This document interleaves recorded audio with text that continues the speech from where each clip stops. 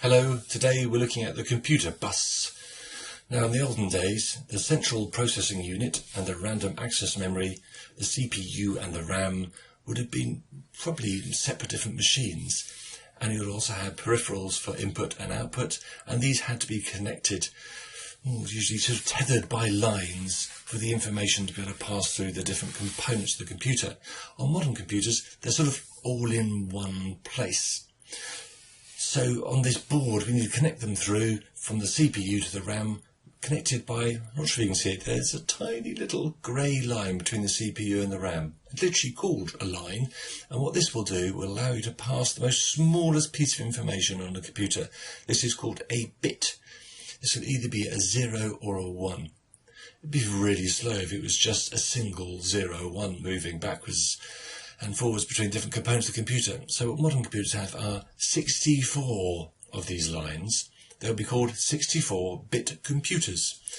And these sort of bundles of lines are called an address bus, or called a bus. So every time you hear the word bus, think of these kind of bundle of lines.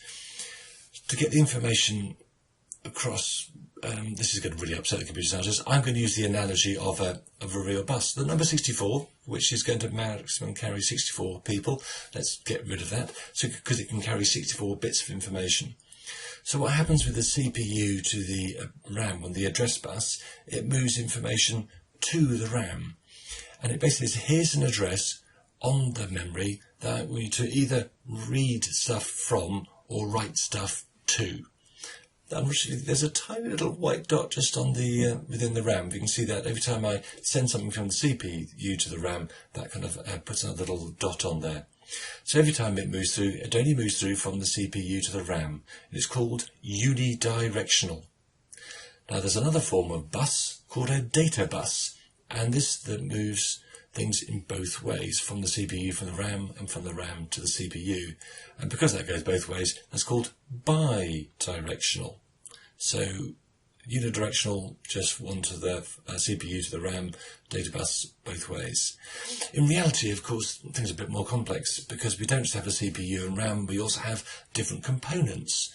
So the CPU may send information through to the RAM, and the RAM may send something through to the component. The address bus is still doing its work, it's still sending through in one way, but the CPU says, okay, I'm going to put it through from the CPU to the RAM, from the RAM to the component, from the component to the RAM, and from the RAM to the CPU. Of course, it doesn't have to go through the RAM. What it could do is you go from the CPU, and the component may be directly connected.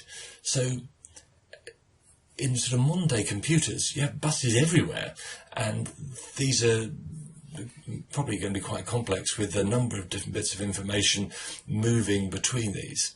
So we've still got the kind of the basic ones. I still have my address bus doing its work, and I have the data buses doing their work. But in order to be able to manage all these things, to stop them colliding, to make sure that things are ready, what's the status of that component, is it available to receive or retrieve some information. So the other type of bus is the control bus. And what the control bus does is kind of manages those things. What's the status of the component? Is there going to be, what's the timings of these movements? And it allows the system to run through without you having kind of crashes, without things kind of falling down. So we have the address bus, we have the data bus, and the final one is the control bus. But remember, they're the lines, they're not the actual things themselves. Okay, thank you for listening.